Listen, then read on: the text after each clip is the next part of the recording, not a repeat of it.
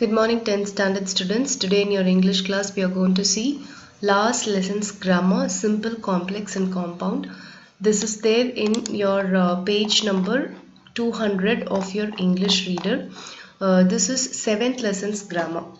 So இன்னைக்கு நம்ம simple, complex and compound sentences na என்ன அப்படின்றது தான் நம்ம பார்க்க போறோம். அதுக்கு முன்னாடி நம்ம இந்த textbookல previous lessons la irundha grammar ellame vandu just a small recall because adellame da namba indha session la use panna porom. So gerunds, infinitives and participles இது எல்லாமே வந்து non finite verbs அப்படினு படிச்சிருக்கோம். gerunds அப்படின்றது ing form, infinitives அப்படின்றது to plus verb, participle அப்படின்றது third form of the verb. So இது எல்லாமே வந்து they are types of non finite verbs அப்படினு படிச்சிருக்கோம். Next, phrase அப்படிங்கிறது என்னன்னா phrase is a group of words which does not contain a finite verb. So phrase and clause ரெண்டுத்துக்கும் உள்ள difference என்னன்னா ரெண்டுமே வந்து group of words தான், but phraseல வந்து finite verb இருக்காது, clauseல வந்து finite verb இருக்கும். So finite verbனா என்னன்னா finite verbல tense time ரெண்டுமே வந்து இருக்கும். இந்த ஒரு action நடக்குதுன்னா அந்த action வந்து எப்ப நடந்தது அப்படின்றத நம்ம clear-ஆ சொல்ல முடியும். So tense இருந்ததுன்னா அது finite verb. tense இல்ல time indicate பண்ணல அப்படின்னு சொன்னா அது non finite verb. So இதெல்லாம் தான் நம்ம யூஸ் பண்ண போறோம் இந்த செக்ஷன்ல. First வந்து 3 types of sentences இருக்கு. They are simple sentence, complex sentence and compound sentence. Simple sentence na enna அப்படினா it consists of only one finite verb. So ஒரு sentence இருக்கு, அந்த sentenceல ஒரே ஒரு finite verb இருக்குன்னா அது வந்து simple sentence. Complex sentence அப்படினா என்னன்னா complex sentencesல ஒரு main clause, ஒரு subordinate clause இருக்கும். So a complex sentence has one main clause and one or more subordinate clauses. So ஒரு main clause கண்டிப்பா இருக்கும், subordinate clauses வந்து ஒன்னு இருக்கலாம் இல்ல ஒன்னுக்கு மேற்பட்டது இருக்கலாம். அப்படி join பண்ணி வந்ததுன்னா அது complex sentence. Compound sentence அப்படின்றது என்னன்னா two main clauses இருக்கும் combined by a coordinating conjunctions. So conjunctions நம்ம படிச்சிருப்போம். So ரெண்டு main clause, இந்த ரெண்டு main clauseயும் conjoin பண்றதுக்கு ஒரு conjunction இருக்கும். So அப்படி வந்ததுன்னா அது வந்து compound sentence. So examples பார்க்கும்போது இன்னும் clear-ஆவே புரியும். Simple sentence ஓட examples பாருங்க. Ramu is too poor to buy a bicycle. So இது வந்து simple sentence ஓட example because ஒரே ஒரு finite verb தான் இருக்கு, is. Despite his old age, Raghav walked fast. So இதுவும் வந்து உங்களுக்கு simple sentence தான் because இங்க வந்து பாத்தீங்கன்னா despite his old age அப்படின்றது ஒரு phrase, it's not a clause. So இந்த phraseல வந்து பாத்தீங்கன்னா உங்களுக்கு finite verb இருக்காது. So இது வந்து phrase. Raghav walked fast அப்படின்றது it's a simple sentence. walked மட்டும்தான் இதுல இருக்கிற ஒரே ஒரு finite verb. So எந்த sentenceலயும் ஒரே ஒரு finite verb மட்டும் வந்ததுன்னா அது வந்து simple sentence. In the event of not consulting a doctor, you cannot recover. So இதுல இந்த event of not consulting a doctor is a phrase because இந்த இடத்துல எங்கேயுமே வந்து verb இல்ல but gerund மட்டும் இருக்கு. So verb இல்லாம gerund-ஓ இல்ல non-finite verbs வந்துச்சுன்னா அது வந்து phrase நம்ம படிச்சிருக்கோம் இல்லையா. So this is a phrase and this is a sentence, clause. So cannot அப்படின்றதா இங்க இருக்கிற verb. On seeing the teacher, the children stood up. So on seeing the teacher, the children stood up. So இந்த sentenceல இருக்கிற ஒரே verb என்னன்னா stood up அப்படின்றதா. So seeing அப்படின்றது gerund. So இது வந்து simple sentence. Due to a heavy downpour, the match was cancelled. So due to a heavy downpour, the match was cancelled அப்படின்றது தான் இங்க இருக்கிற ஒரே ஒரு finite verb. So இது எல்லாமே வந்து examples of simple sentence. Next, complex sentence ஓட examples பார்க்கலாம். Ramu is so poor that he cannot buy a bicycle. So இந்த இடத்துல Ramu is so poor அப்படின்றது வந்து ஒரு main clause. That he cannot buy a bicycle அப்படிங்கிறதும் வந்து ஒரு subordinate clause. So இந்த இடத்துல வந்து ரெண்டு clause இருக்கு, ஒரு main clause ஒரு subordinate clause இருக்கு. ஸோ அதனால வந்து இது வந்து பார்த்தீங்கன்னா காம்ப்ளெக்ஸ் சென்டென்சஸ். ராமு இஸ் அப்படின்றது ஒரு verb. He cannot buy a bicycle. Cannot அப்படின்றது cannot buy அப்படின்றது another verb. ஸோ ரெண்டு finite verb இருக்கு. ஸோ அதனால இது வந்து complex sentence. Though Raghav was old, he walked fast.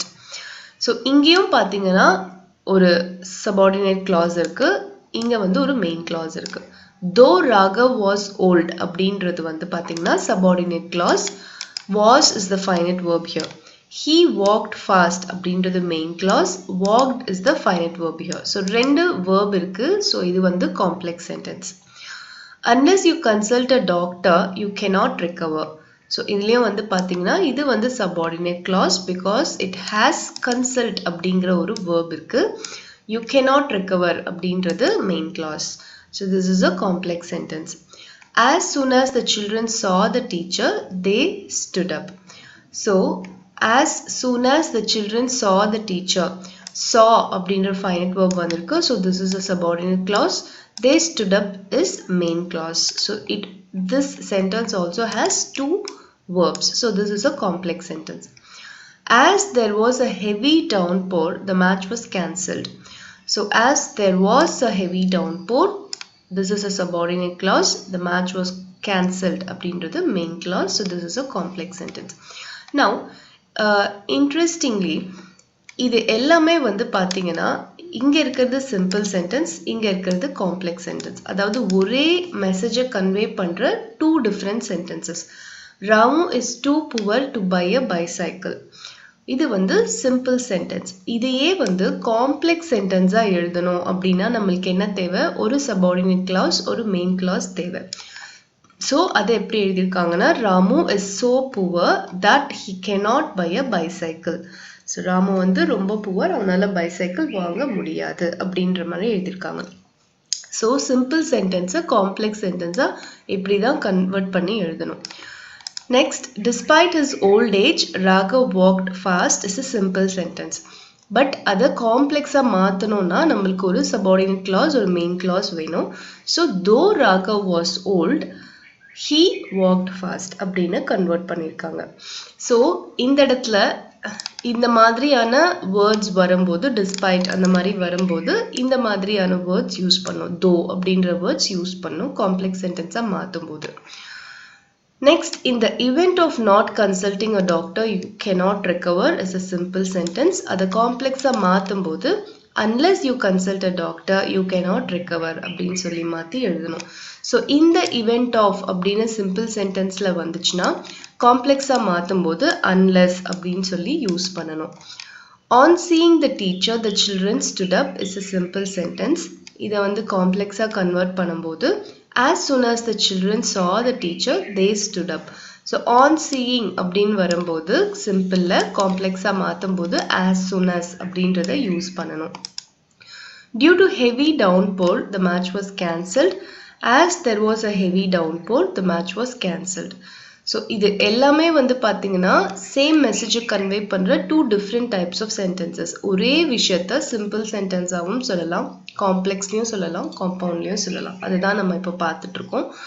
So due to a heavy downpour அப்படின்னு வந்திருக்குது. அதை வந்து as there was a heavy downpour ஒரு verb, ஒரு finite verb வச்சு ஒரு subordinate clause மாத்திட்டு இன்னொரு main clause வச்சு நம்ம இதை complex sentence மாத்திருக்கோம். Next, இதே 5 sentences எப்படி compound sentence நம்ம மாத்துறது அப்படின்றது தான் இப்போ நம்ம பார்க்க போறோம். So first example, Ramu is very poor and he cannot buy a bicycle. இதுல பாத்தீங்கன்னா ரெண்டு main clause இருக்கு and you have a conjunction. Ramu is very poor அப்படின்றது ஒரு main clause. He cannot buy a bicycle அப்படின்றது ஒரு main clause. இந்த clauses, இந்த main clause ரெண்டுமே வந்து ஏன் அதை main clause அப்படின்னு சொல்றோம்னா ரெண்டுமே ரெண்டத்தை டிபெண்ட் பண்ணாம இருக்கும். தனித்தனியா அந்த சென்டென்ஸை படிக்கும் போது we have a meaning, we have a concrete meaning. So அப்படி இருக்கும் போது அது main clause. So Ramu is very poor அப்படின்றது ஒரு தனியா இண்டிபெண்டா இருக்கிற ஒரு sentence. He cannot buy a bicycle அப்படின்றதும் ஒரு இண்டிபெண்டன்ட் சென்டென்ஸ். ஸோ ரெண்டு மெயின் கிளாஸை கனெக்ட் பண்ற ஒரு conjunction is coordinating conjunction. So இப்படி வரும்போது இது compound sentence.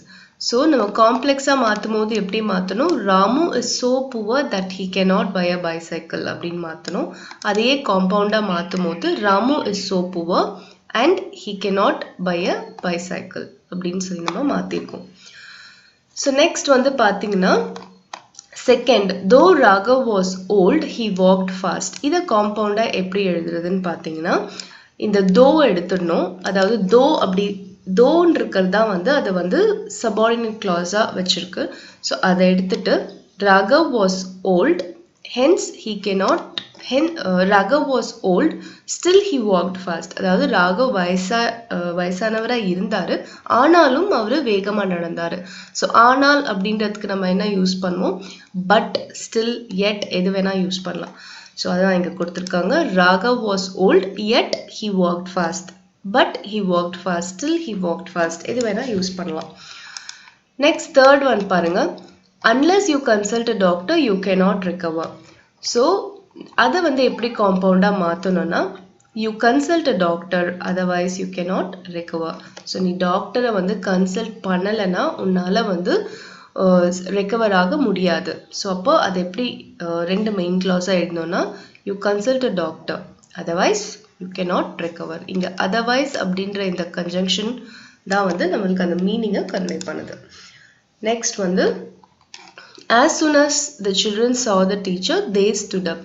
So the children saw the teacher and they stood up. இங்க as soon as அப்படின்றத இண்டிகேட் பண்றதுக்கு நம்ம and at once they stood up அப்படி கூட நம்ம போடலாம்.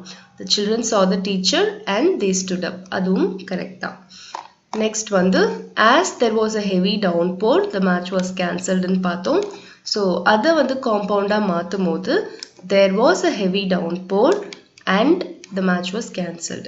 There was a heavy downpour and hence the match was cancelled அப்படி கூட நம்ம போடலாம். ஸோ இப்போ வந்து நம்ம ஒரே சென்டென்ஸை எப்படி சிம்பிள் சென்டென்ஸாகவும் எழுதலாம், எப்படி காம்ப்ளெக்ஸ் சென்டென்ஸாகவும் எழுதலாம், எப்படி காம்பவுண்ட் சென்டென்ஸாகவும் எழுதலாம் அப்படின்றதா நம்ம இப்போ பார்த்தோம். ஸோ சிம்பிள் சென்டென்ஸ்னால் ஒரே ஒரு ஃபைனைட் வேர்ப் தான் இருக்கும் and there might be a phrase. So அது சிம்பிள் சென்டென்ஸ். காம்ப்ளெக்ஸ் சென்டென்ஸ்னால் ஒரு மெயின் கிளாஸ் இருக்கும், one or more subordinate clauses இருக்கலாம். அப்படி வரும்போது அது வந்து காம்ப்ளெக்ஸ் சென்டென்ஸ். காம்பவுண்ட் சென்டென்ஸ்னால் ரெண்டு main clause joined by a coordinating conjunction அப்படி இருந்தால் அது காம்பவுண்ட் சென்டென்ஸ். ஸோ ஒரே சென்டென்ஸை எப்படி சிம்பிள் சென்டென்ஸாக எழுதலாம், காம்ப்ளெக்ஸாக எழுதலாம், காம்பவுண்டாக எழுதலாம் அப்படின்றத பார்த்தோம். அதுக்கு என்னென்ன மேஜராக இருக்கணும் அப்படின்றதும் நம்ம பார்த்தோம். Now we'll see a few exercises how to transform a simple sentence into a complex sentence, complex into a compound or complex into simple. Other exercises நம்ம work பண்ணி பார்க்கலாம்.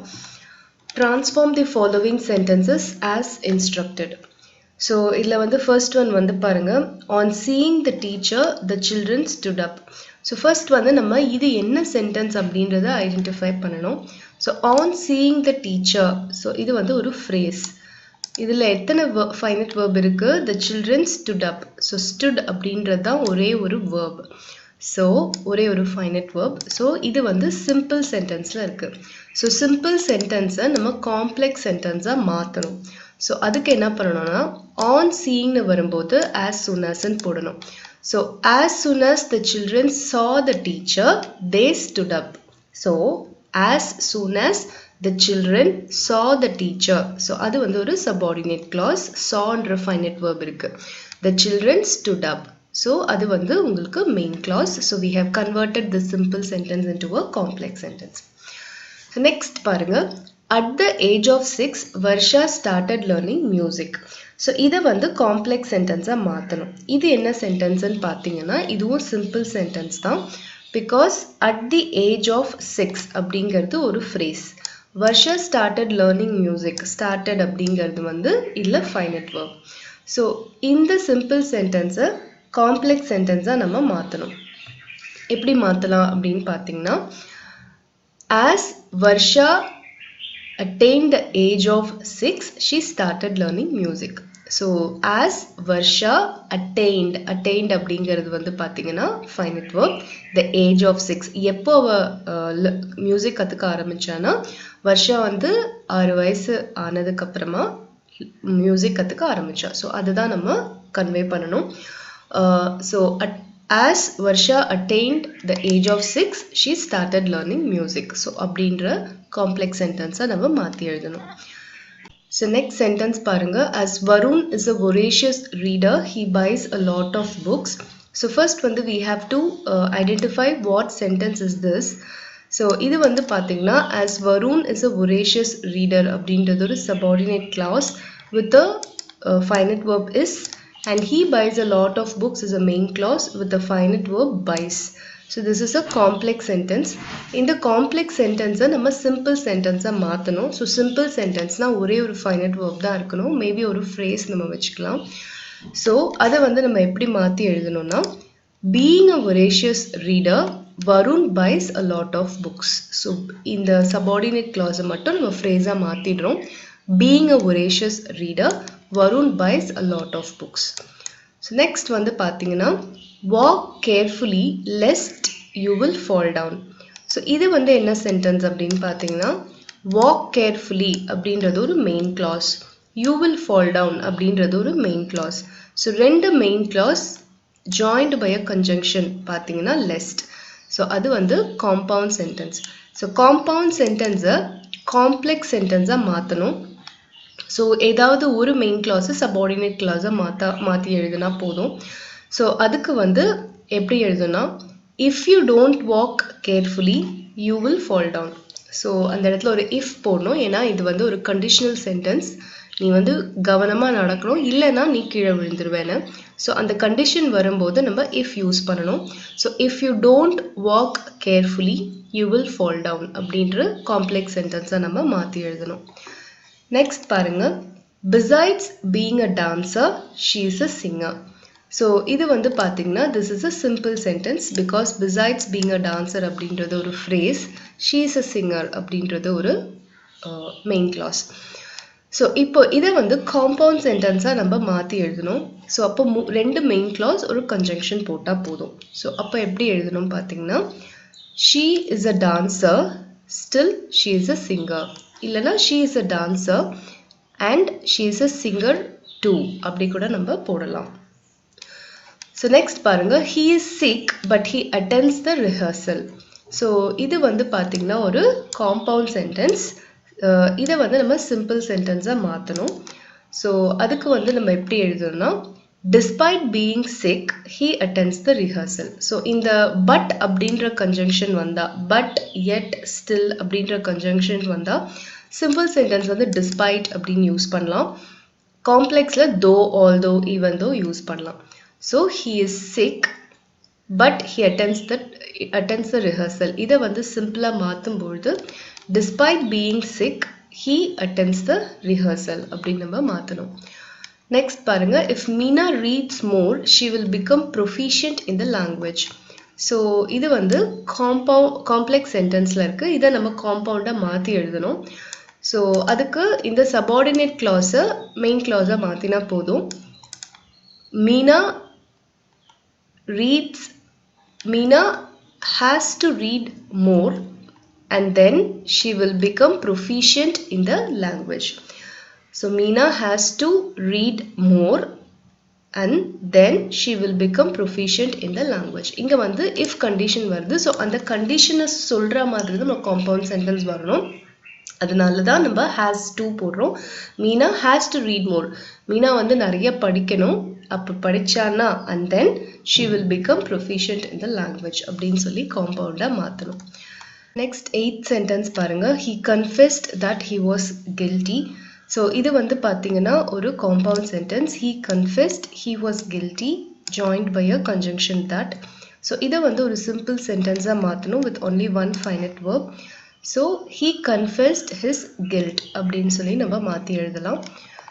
நெக்ஸ்ட் வந்து பாருங்க 9th sentence, the boy could not attend the special classes due to his mother's illness.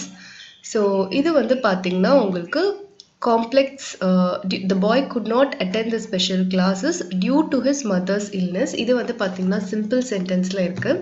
So இதை வந்து நம்ம காம்பவுண்டாக மாற்றணும்.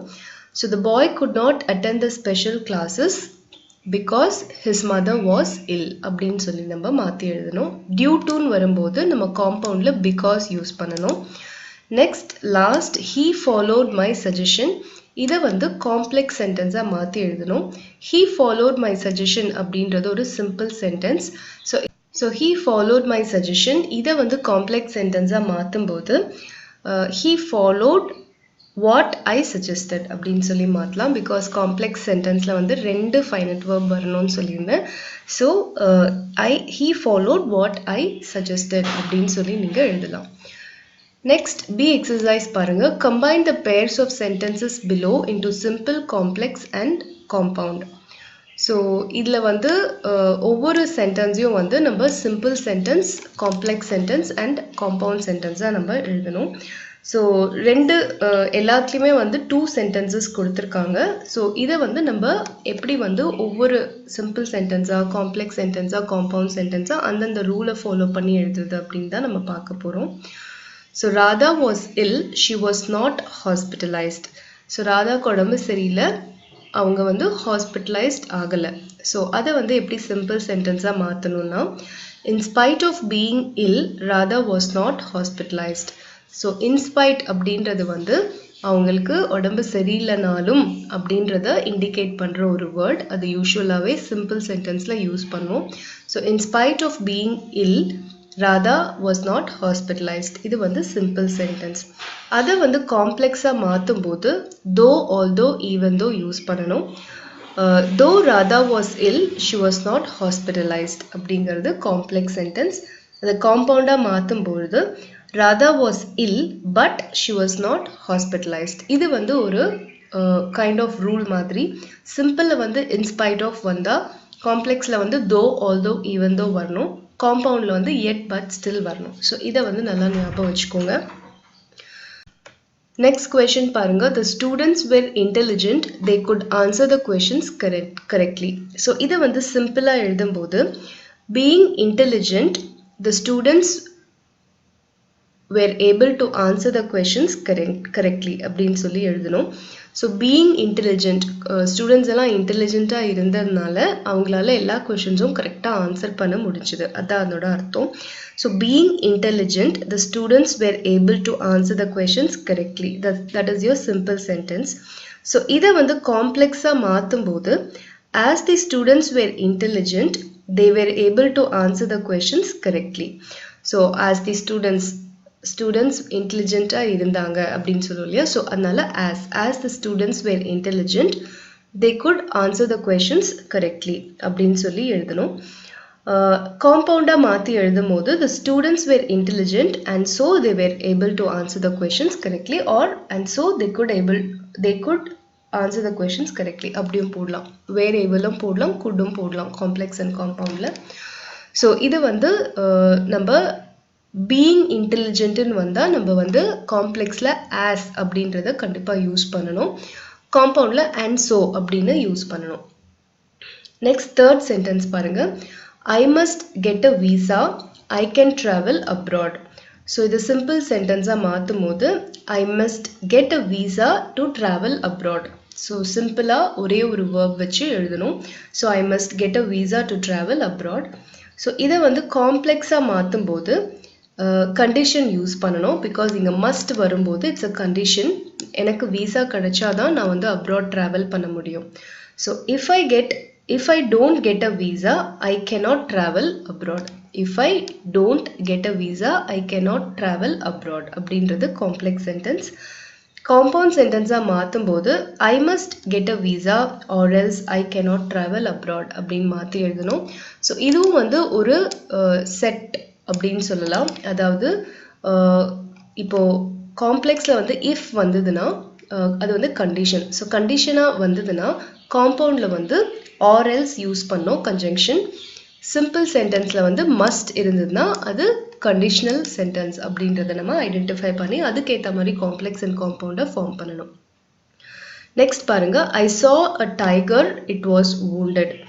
So இது சிம்பிளாக சென்டென்ஸில் எழுதுன்னா ஐ saw a wounded tiger. அது வந்து சிம்பிள் சென்டென்ஸ். காம்ப்ளெக்ஸ் சென்டென்ஸாக மாற்றும் போது I saw a tiger which was wounded. So I saw a tiger which was wounded அப்படின்றது subordinate clause. Next வந்து compound sentence மாத்தும் போது I saw a tiger and it was wounded அப்படின்னு சொல்லி நம்ம எழுதணும். Next, last one, there was a bandh, the shops remained closed. So இது சிம்பிளா மாத்தும் போது the shops were closed due to bandh. So bandனால shops எல்லாம் close ஆயிருந்தது. இதை காம்ப்ளெக்ஸா மாத்தும் போது as there was a bandh, the shops were closed. So ஒரு reason இருக்கு. அந்த ரீசனை சொல்லும்போது நம்ம as எப்பவுமே சிம்பிள் சென்டென்ஸ்ல காம்ப்ளெக்ஸ் சென்டென்ஸ்ல யூஸ் பண்ணணும். So as there was a bandh, the shops were closed. So இதை காம்பவுண்டா மாத்தும் போது easy. There was a bandh and so the shops were closed அப்படின்னு சொல்லி நம்ம மாத்தணும். So இதுதான் வந்து உங்களுக்கு simple, complex and compoundல இருக்கிற exercises. Very easy. Certain set மட்டும் நல்லா ஞாபகம் வச்சுக்கோங்க. அதாவது simpleல வந்து in spite வந்ததுன்னா complexல though, although, even though use பண்ணணும். compoundல yet, but, still யூஸ் பண்ணணும் conjunctionஆ. அதே மாதிரி condition if வந்தா complexல compoundல வந்து or else கண்டிப்பா யூஸ் பண்ணணும். சிம்பிள்ல வந்து must கண்டிப்பா யூஸ் பண்ணணும். அதே மாதிரி as soon as வந்தா காம்ப்ளெக்ஸ்ல on seeing அந்த மாதிரி யூஸ் பண்ணணும். on being அந்த மாதிரி யூஸ் பண்ணணும். ஸோ இதெல்லாம் வந்து ஒரு செட். இதை வந்து அப்படியே நம்ம வச்சுதான் எழுதணும். இந்த வேர்ட் வந்து சிம்பிள்ல வந்தா இந்த வேர்ட் கண்டிப்பா காம்ப்ளெக்ஸ்ல போடணும். இந்த கன்ஜங்ஷன் கண்டிப்பா காம்பவுண்ட்ல போடணும் அப்படின்றது நீங்க ஞாபகம் வச்சுக்கணும். மற்றதெல்லாம் நான் சொன்ன ரூல் மாதிரி ஒரு ஃபைனைட் வேர்ப் வச்சு எழுதுறது சிம்பிள்.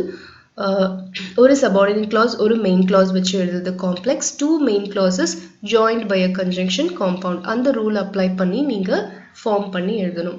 ஸோ ப்ராக்டிஸ் பண்ணுங்க. நிறைய சென்டென்சஸ் நீங்க simple to complex, complex to compound, compound to simple, compound to complex அந்த மாதிரி நம்ம மாற்றி எக்ஸசைசஸ் பண்ணும்போது தான் நம்மளுக்கு வந்து டவுட்ஸ் எல்லாம் கிளியர் ஆகி நம்ம வந்து கான்ஃபிடென்ட்டாக கன்வெர்ட் பண்ணி எழுத முடியும். So go through பண்ணி பாருங்க. If you have any doubts, comment me. I'll clarify your doubts and thank you for watching this video.